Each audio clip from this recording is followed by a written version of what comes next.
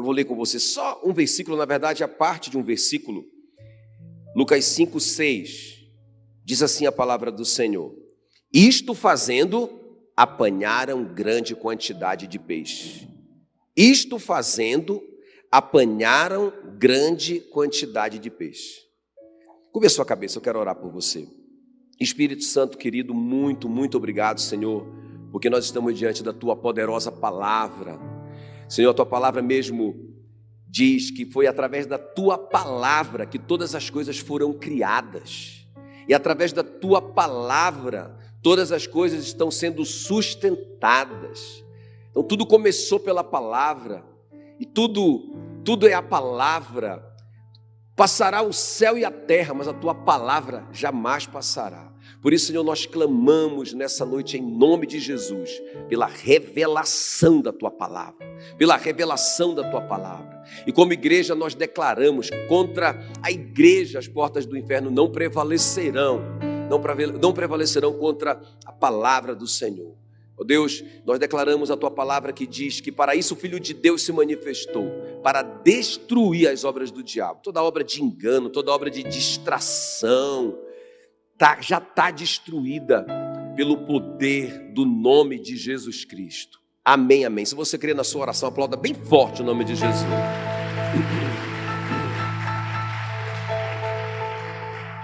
Muito bem, queridos. Então, olha só. É muito tremendo esse texto, e isso falou assim, de uma forma muito especial comigo nessa semana, porque fala assim, olha, isto fazendo. Como assim? Isto fazendo.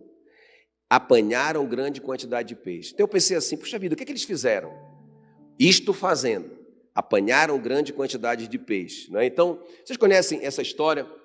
Jesus estava pregando o evangelho, pelo menos ele estava tentando pregar, porque a multidão estava empurrando ele para a água, não é? Para a praia ali. E ele já ia começando a meter o pé na água ali. Quer dizer, ele estava sendo prejudicado na pregação ali.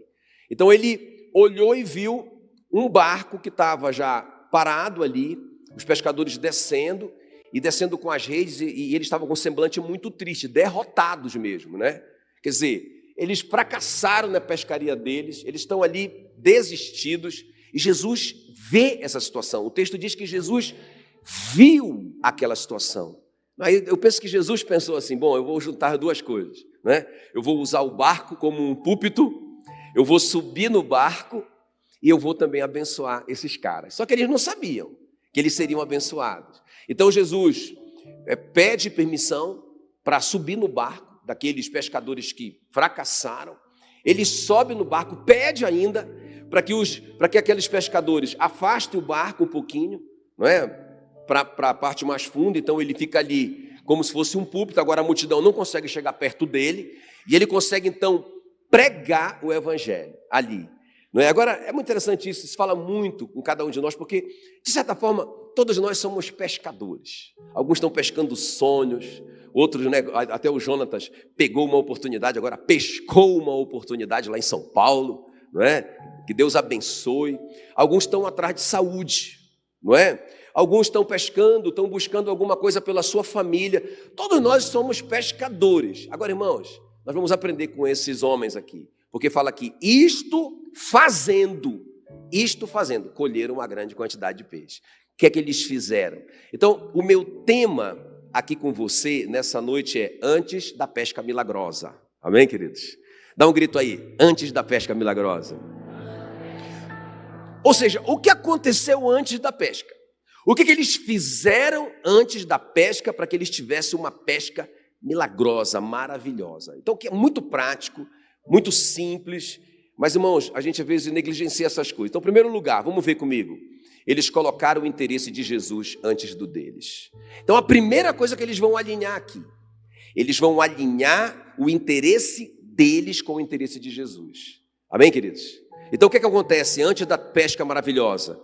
Eles colocaram o interesse de Jesus antes do deles. Então, olha só o que diz Lucas 5:3. Entrando em um dos barcos, que era o de Simão, pediu-lhe que o afastasse um pouco da praia, e assentando-se, ensinava do barco as multidões. Eu acho interessante isso aqui, quer ver? Presta atenção. Os caras estão lá frustrados, fracassaram, estão tristes, né? Não é uma embarcaçãozinha, né? Se você ler o texto depois todinho, você vai ver que não é assim um barquinho de pesca, na verdade é uma empresa de pesca, não é? Então, é muita gente para ele pagar o salário que ele não tem agora. Quer dizer, o Pedro está, meu Deus do céu, cabeça quente, né? Preocupado.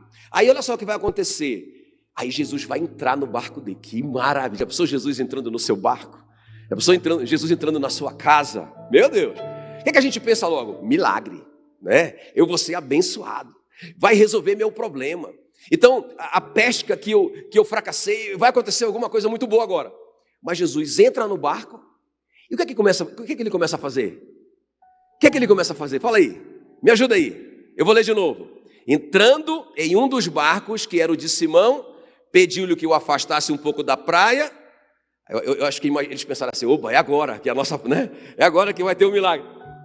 E, assentando-se, ensinava do barco as multidões. Quer dizer, os discípulos estavam ali ansiosos para que acontecesse alguma coisa, e Jesus simplesmente vira de costas para os discípulos, ou para os futuros discípulos, vira de costas para eles ali e começa a pregar para a multidão. Ou seja, Jesus não atende imediatamente a necessidade deles. Quem está comigo aqui? Amém, queridos? Porque isso aqui é um alinhamento. Eles precisam aprender a colocar o interesse de Jesus antes do deles. O que tem que acontecer antes da pesca maravilhosa? Deixa eu perguntar aqui, quem precisa de uma pesca maravilhosa? Eu não estou falando de uma boa pesca, estou falando assim de algo sobrenatural. Quem está entendendo que essa pesca foi sobrenatural? O barco quase afundou, mandaram chamar os outros barcos que estavam em volta, quase que eles afundaram também. Enquanto tinha barco, tinha peixe, não é? Uma loucura. Agora, primeira coisa, tem que ter esse alinhamento, irmãos. Tem que ter esse alinhamento. Então Jesus vê a necessidade deles e começa a ensinar. Ou seja, começa a olhar para fora e não para eles, não para dentro do barco, não é? Então, é muito forte isso, porque Jesus quer ensinar para eles assim: olha, buscai, pois, em primeiro lugar o reino de Deus e a sua justiça, e todas essas coisas vos serão acrescentadas. Amém, queridos? Então, nós estamos correndo atrás do peixe. Nós temos que correr primeiro atrás dos interesses de Jesus. Amém? Agora, qual é o interesse de Jesus? Qual é o interesse de Jesus? Deixa eu te falar primeiro, olha como que Jesus vivia, olha como que ele era um modelo para nós. João 4,34 diz assim, olha: a minha comida consiste em fazer a vontade daquele que me enviou e realizar a sua obra. Qual que era a comida? Como assim? A coisa mais importante? Irmão, a coisa mais importante para nós é a comida, não é? Pode até faltar um carro, uma casa, dinheiro para pagar o aluguel, tudo isso é horrível, mas se faltar comida, meu amigo, não é? E a Bíblia diz que, qual era a comida de Jesus? Ele disse: a minha comida consiste em fazer a vontade daquele que me enviou e realizar a sua obra. Então a coisa mais importante para Jesus era isso. É isso que significa esse texto. Agora, nós temos que imitar Jesus, porquanto para isto mesmo fostes chamados, para seguirdes os passos de Jesus. Para que você foi chamado? Para imitar os passos de Jesus. O Paulo diz assim mesmo: sejam meus imitadores, porque eu sou imitador de Cristo. Então, Jesus vivia assim, ele colocava em primeiro lugar o interesse de Deus. Por isso, irmãos, que os milagres seguiam ele. Quem está me entendendo? Não é? Onde ele ia, tinha milagre. Por quê? Porque ele pensava primeiro no interesse do Pai, fazer a obra do Pai, fazer a vontade do Pai. Os milagres seguiam ele. E nós fomos chamados para fazer isso também. Então nós precisamos alinhar hoje os nossos interesses com o interesse de Jesus, não é? Irmãos, ele nos amou quando nós estávamos perdidos nos nossos delitos e pecados. Ele nos transportou do império das trevas, como disse a pastora Tânia, para o reino do Filho amado, não é? Ele nos fez filho, ele nos deu o Espírito Santo. Eu tenho que saber qual que é o interesse dele. Qual é o interesse dele? O que ele está fazendo agora? Pelo que ele morreu? Para salvar o perdido, não é? Ele morreu para salvar a gente. Então, qual é o segredo? Rapaz, eu preciso de uma pesca maravilhosa. Qual é o interesse de Jesus? Jesus, ele quer salvar o pecador, quer salvar o perdido. Então, quando eu estou envolvido nisso, de alguma maneira eu estou envolvido nisso, eu estou no lugar certo. Quem está me entendendo? Eu estou no lugar certo, né? Eu estou ganhando almas. Eu sou um pescador de homens. Jesus disse: venham a mim e eu farei de vocês pescadores de homens. É isso que nós somos. Como eu falei agora no Tadel. Ou nós somos pescadores de homens diretamente, pregando o evangelho como eu estou pregando, ou nós somos pescadores de homens trabalhando em alguma área. Então vocês chegaram aqui hoje, vocês entraram em contato primeiro ali com a nossa atmosfera, não é? Quando está chovendo, eles te trazem de guarda-chuva. O seu filho é encaminhado para um departamento infantil, que tem um monte de gente trabalhando lá. Olha que coisa linda. Vocês estão me ouvindo bem, porque tem uma mídia trabalhando, não é? Tem uma mídia que está ajudando a passar aqui inclusive esse PowerPoint ficou muito top, né? Top das galáxias. Facilita a vida de vocês. Todo mundo trabalhando. Todo mundo, irmãos, envolvido em ganhar almas, aleluia. A igreja é um barco salva-vida. Você faz parte da tripulação, você não é um passageiro. Amém? Você não está aqui só sentadinho para ver o que foi bom e o que não foi. Não, você está aqui para trabalhar, né? Você está aqui para ajudar de alguma maneira. Se envolva em um dos nossos ministérios. Olha só, falei da mídia, ontem eu estive aqui no culto dos jovens, eu fiquei impactado, né, no culto dos jovens, tudo foi perfeito. Nós temos o Start, né, que trabalha com adolescentes. Quem gostou do louvor hoje? Quem gostou do louvor?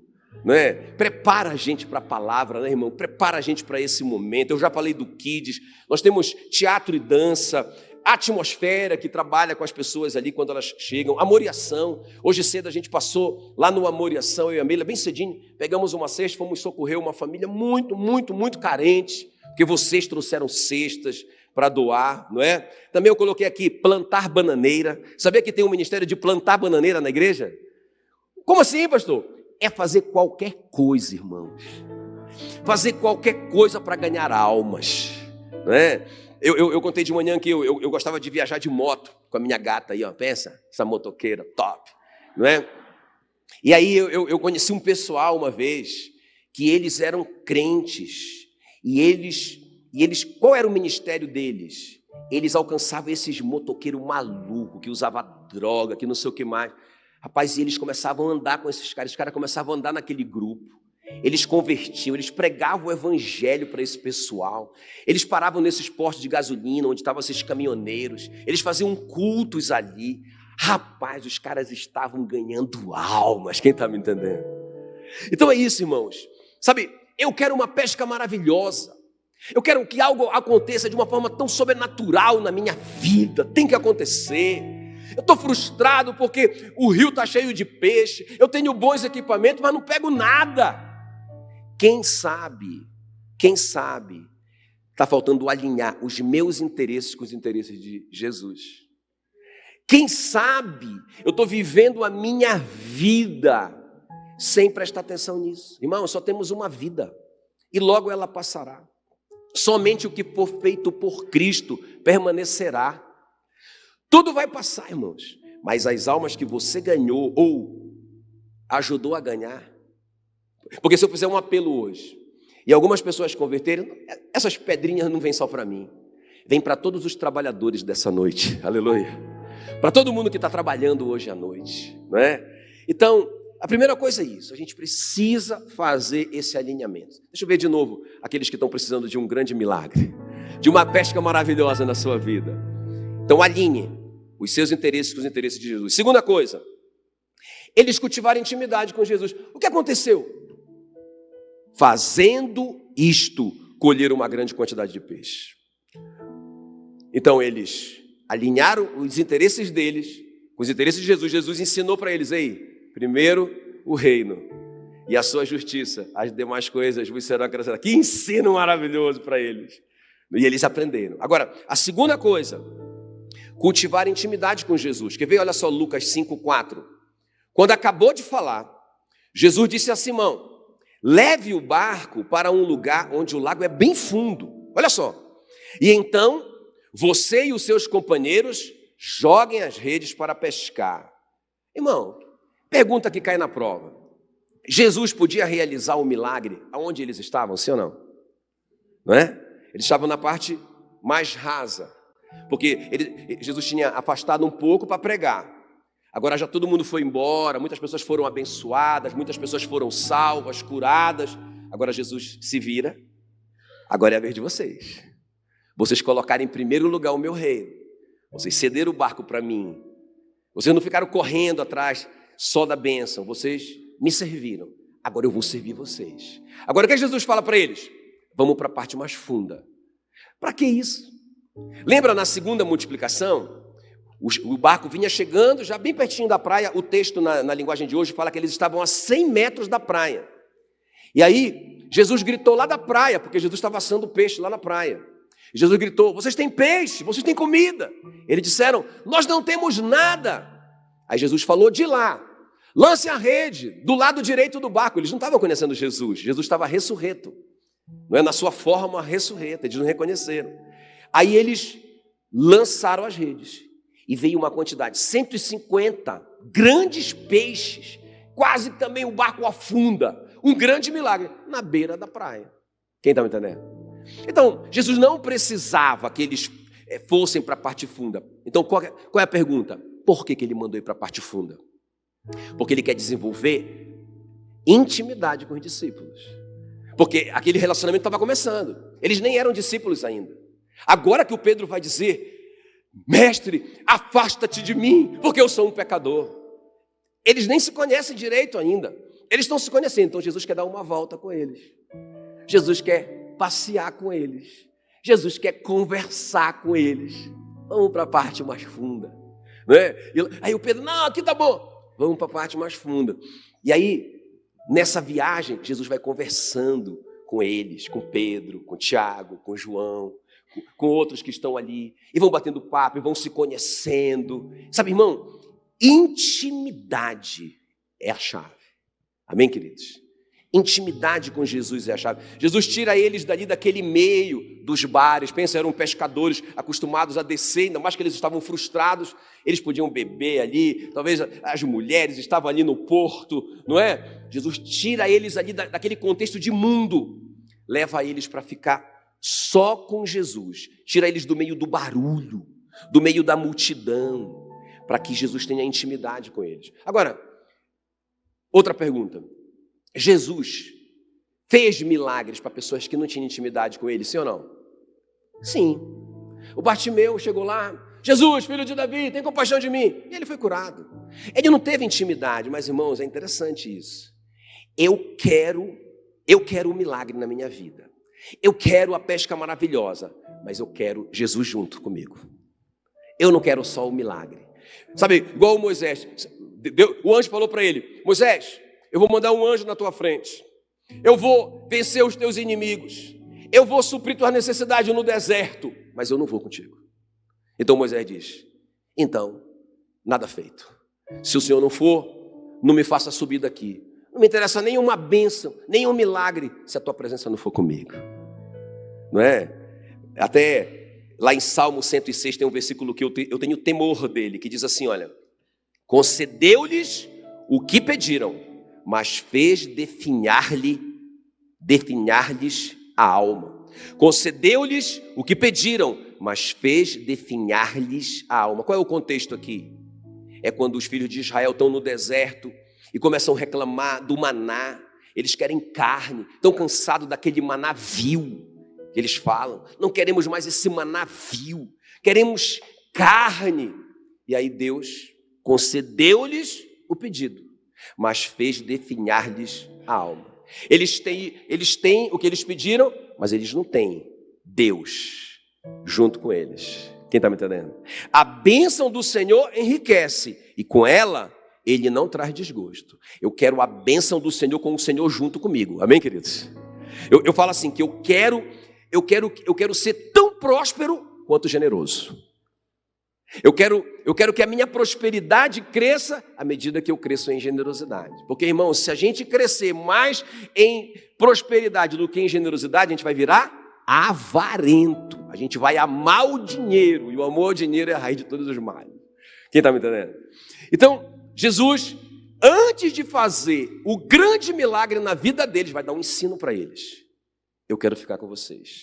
Eu quero que vocês fiquem comigo. Eu quero que vocês gastem tempo comigo. Amém, queridos? E esse é o meu desafio para vocês hoje à noite, irmãos. Sabe, cultive tempo de qualidade com Jesus. Leia a sua Bíblia. Gaste tempo com a sua Bíblia. Tire tempo de oração. Não negocia isso, irmãos. Ainda mais nesses dias, sabe? Eu estava pensando assim, né? Eu estava pensando no Daniel. Que o Daniel, ele está lá na Babilônia. Lá na Babilônia. A Babilônia representa o mundo. É interessante, quer ver? Escuta bem. A primeira coisa que o rei da Babilônia, que representa Satanás, o príncipe deste mundo, a primeira coisa que o rei da Babilônia fez foi mudar o nome do Daniel. O nome do Daniel significa o Senhor é a minha justiça. Ele mudou o nome do Daniel para Beltesazar, ou seja, Bel, que é o Deus da Babilônia, é o meu Senhor. Já sabe, para mudar já a identidade do Daniel. Outra coisa, não pode orar. Proibido orar. Se orar, vai para a cova dos leões. Quem está comigo? Não pode. Vocês têm que estudar a cultura e os livros da Babilônia. Fora isso, vocês têm que trabalhar muito. Vocês são escravos. Ou seja, qual era a intenção do diabo? Ocupar aqueles rapazes nobres ali com as coisas do mundo, né? Então, vamos ler muito livro do mundo. Muita informação do mundo. E o tempo que sobrar disso, vamos só trabalhar. Irmão, vocês não estão vendo que está acontecendo isso? Não é? É isso que está acontecendo hoje. Então o crente, não vocês são a exceção do mundo. Não é? Mas muito crente é o seguinte, o cara passa metade do dia dele comendo lixo. Interessante que o rei da Babilônia impõe para eles comer uma comida que eles não podiam comer, que era pecado para eles comerem naquela época, né? Eles estavam debaixo da lei. Ou seja, obrigando eles a, rapaz, se vocês não comerem, vocês vão morrer. É mesmo. Ou seja, mas se eu comer, eu vou pecar contra o meu Deus, porque eu não posso comer esse tipo de comida. Aí o Daniel fala assim, não, olha, é o seguinte, eu como, mas só se for comida que eu posso comer pela lei. Quem está me entendendo? Irmão, então hoje o que é que a gente vê? A gente vê isso aqui, ó. Essas coisas. Não é que não posso orar, é que a gente não ora. O Daniel era proibido de orar. A gente nem é proibido, a gente só não ora. Não é? O Daniel, ele não tinha tempo para ler a Bíblia dele. A gente só não lê. A gente só escolhe ficar mais tempo na internet comendo lixo da internet. Quer dizer, na verdade, Satanás está mudando a nossa cultura. Aí a gente está perdendo a intimidade com Jesus. Muito forte isso. A Bíblia diz, Colossenses 3:2, pensai nas coisas lá do alto, não nas coisas aqui da terra. Então a primeira coisa é essa. Qual que é? Me ajuda aí. O que é que eu tenho que fazer antes da pesca? Alinhar os meus interesses com os interesses de Jesus. Qual é o interesse dele? O maior de todos. Qual é o maior interesse de Jesus? Ganhar almas, salvar os perdidos. Então o que é que eu tenho que fazer? Me envolver com isso. Me envolver de alguma maneira eu estar envolvido com isso, de estar ganhando alma de alguma maneira, direta ou indiretamente. Amém? Primeira coisa. Segunda coisa, o que é que eu tenho que desenvolver? Intimidade. Sabe, se eu quero ser íntimo do Miracildo, eu não vou ficar perguntando para o Canté, o que é que o Miracildo come? Canté, o que é que o Miracildo gosta de fazer? Canté, não, irmãos. Se eu quero ter intimidade com o Miracildo, eu vou conhecer o Miracildo, eu vou passar tempo com ele. Sabe, se eu quero ter intimidade com Jesus, irmãos, eu tenho que ler a minha Bíblia, eu tenho que ter a minha experiência pessoal com Jesus. Eu tenho que fazer a minha oração. Eu não tenho que ficar assim, ora por mim. Tudo bem, pode orar, não estou falando que é errado, né? Alguém orar por nós. Mas a gente tem que dobrar o nosso joelho e começar a orar. Sabe como é que se aprende a orar? Orando. Amém? Muito bem, e a terceira e última coisa aqui para a gente orar. O que aconteceu?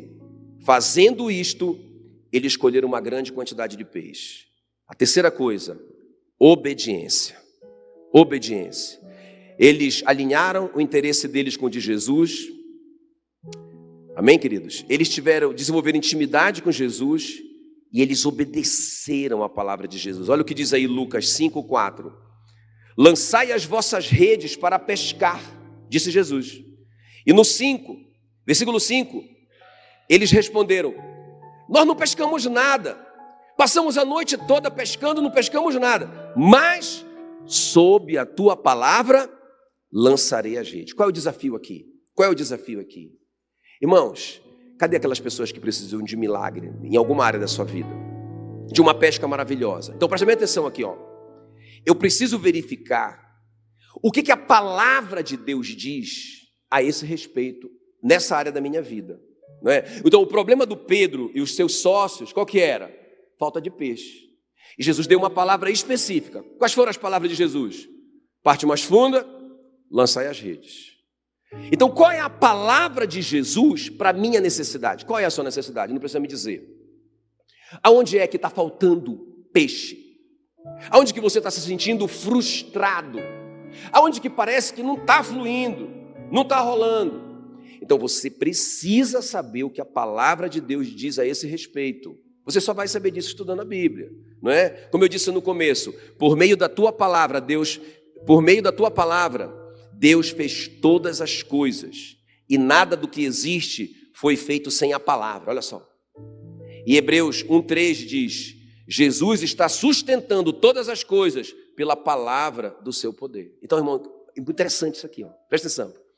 O universo foi criado pela palavra, não foi? Haja luz.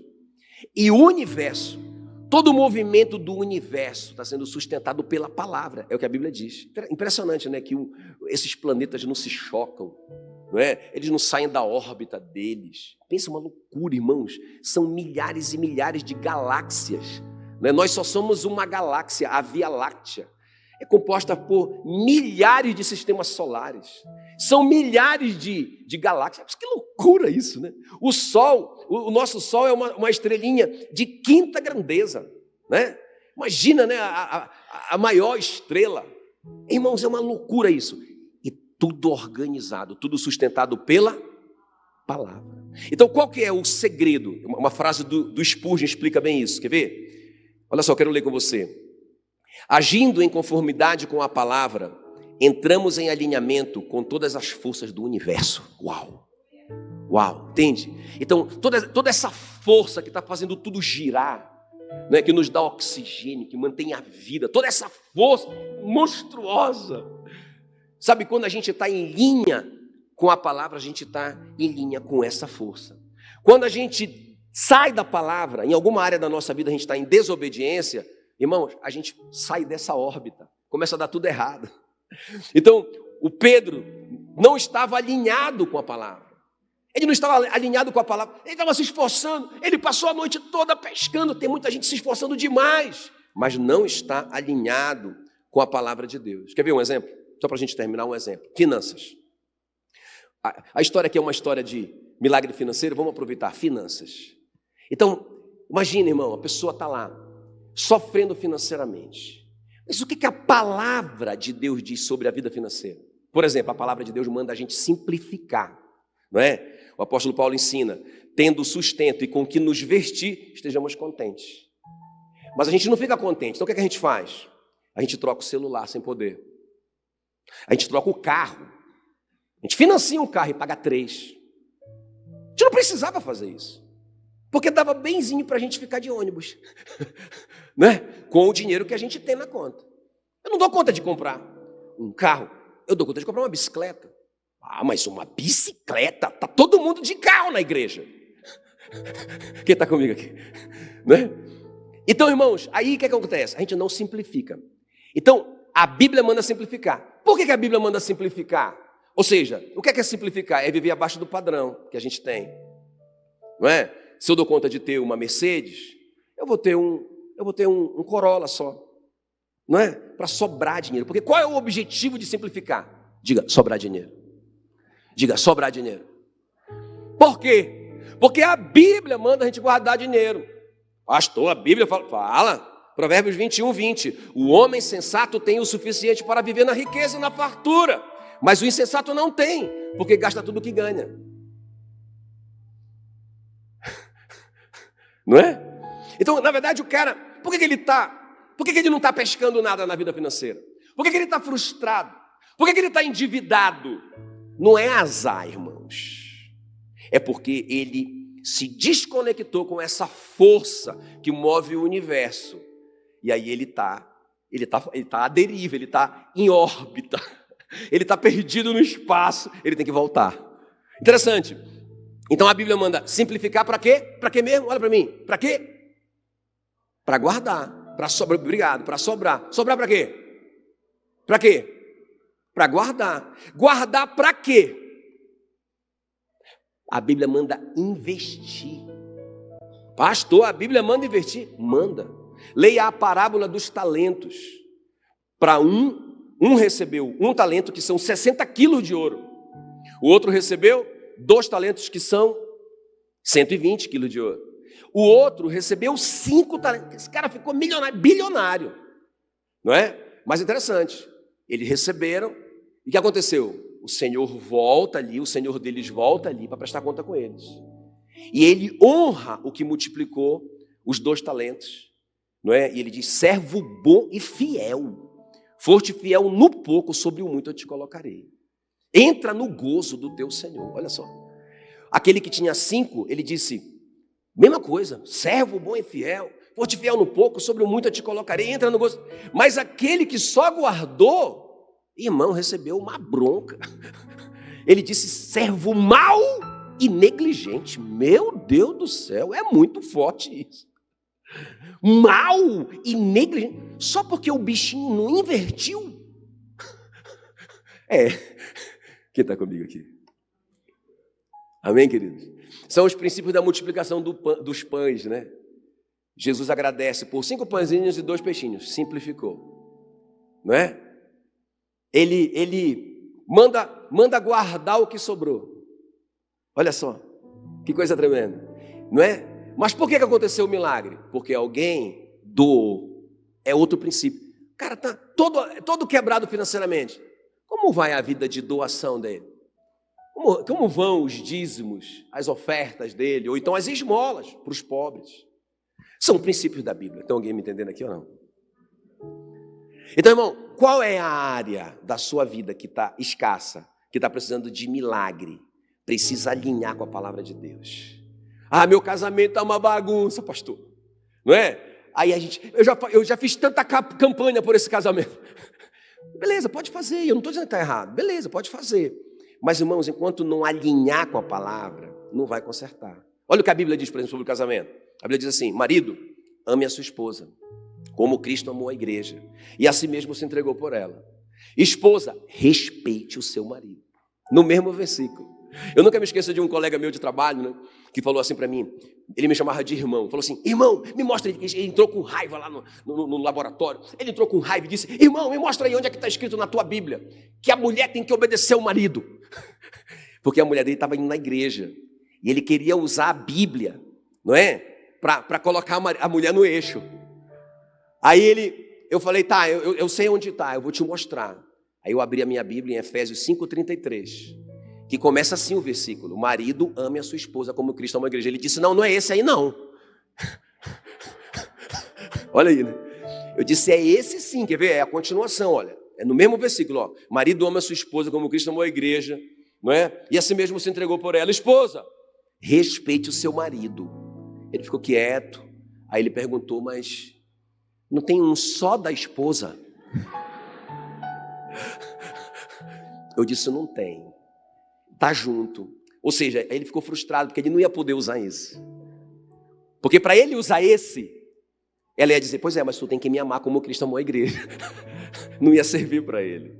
Não é? Então, às vezes o casamento está bagunçado só porque precisa ajustar isso. Não é? Então a esposa não está respeitando, o marido não está amando como Cristo amou a igreja. Aí, sabe, o marido não ama, a esposa não respeita. Aí o marido não se sente respeitado, aí que ele não ama mesmo. Aí a mulher se sente que não é amada, e aí eles ficam nesse ciclo insano, maluco. Ou seja, eles estão em órbita. Eles saíram desse poder que sustenta o universo, que é o poder da palavra de Deus. Se eles alinharem de volta, se eles pararem, não é? Eu lembro, eu e a Meila, com 10 anos de casados, não é? E a gente realmente falando de separação. E a gente no ministério, a gente pastoreando uma igreja, e a gente falando mesmo de separação, falando sério mesmo, e eu estava muito decidido me separar. Pensa. Aí eu lembro, irmãos, que foi o Espírito Santo que me deu de presente. Um amigo meu me deu um livro que eu nem dei moral para ele nem conhecer esse autor. Não é? Um autor totalmente desconhecido, Emerson Egerix. Amor e Respeito. Eu olhei para aquele livro, ele ficou dentro do saco, um plástico ali. Eu nem olhava para ele. Mas estava tão em crise o casamento, tão em crise. Eu falei, a gente tem que fazer alguma coisa pelo casamento. Fui orar, Senhor. E a gente estava orando. Estava orando, mas a Bíblia diz que aquele que afasta o ouvido de ouvir a palavra, até a sua oração é abominável. A gente estava orando, mas estava desconectado com a palavra. Aí eu lembro que eu passei na estante e vi aquele livro fechado. Eu peguei aquele livro e fiz uma proposta para Meila. Amor, ainda consegui chamar ela de amor. Eu falei, amor, vamos dar um tempo assim. Vamos deixar tudo aqui, né, na mão do pessoal, aí dos pastores. Vamos fazer uma viagenzinha. Eu já tinha reservado um hotel, né? Vamos passar 3 dias lá. Aí ela disse, vamos. Então eu falei assim, então a gente vai, durante esses 3 dias, ler esse livro. Vamos ver o que Deus fala com a gente através desse livro. Conhece esse livro? Não. E esse autor piorou. Mas a gente tem que fazer alguma coisa. Irmãos, quando a gente terminou de ler esse livro, entende? Isso mudou nossa vida. Porque no fundo eu descobri que eu não amava como Cristo amou a igreja. Eu não demonstrava esse amor. Até porque eu não falava a linguagem de amor da Meila. A linguagem de amor da Meila é serviço, né? E a minha é palavra, né? Então eu elogiava ela, né? Eu dava a minha linguagem para ela. Falava, meu amor, te amo, gata, você é maravilhosa. Mas ela não recebia, porque quando ela precisava que eu servisse, eu era péssimo em servir, não é? Péssimo em servir. Agora, irmão, pode perguntar para ela o tanto que eu sirvo em casa. Aleluia. Entende? Porque é a minha maneira de demonstrar amor para ela, porque essa é a minha parte no casamento. Tem alguém me entendendo aí ou não? Então aí quando eu comecei a mostrar minha parte para ela, que eu a amava com serviço, que é a linguagem dela, aí ela começou a responder com respeito. Porque ela ficava me comparando, porque ela ficava me desrespeitando, e eu falava, mulher desrespeitosa, né? Um dia eu ouvi o pastor Melvin Eduardo falando assim mesmo, porque um pastor foi lá reclamar para ele, né? Lembra do pastor Melvin, né? Calminho. Aí o pastor foi lá reclamar para ele, a minha esposa é rebelde, ela é rebelde, casei com uma mulher rebelde. Aí ele ficou caladinho. Aí depois no final ele falou assim, então aumente o volume do amor. Simples assim, né? Então quando eu aumentei o volume do amor com a Meila, eu comecei a receber respeito.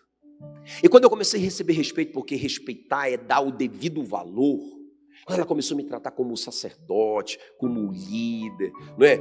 Essas coisas que Deus colocou em mim, não é? Deus colocou isso em mim, não é culpa minha, também não é culpa dela que Deus colocou nela esse desejo de se sentir amada.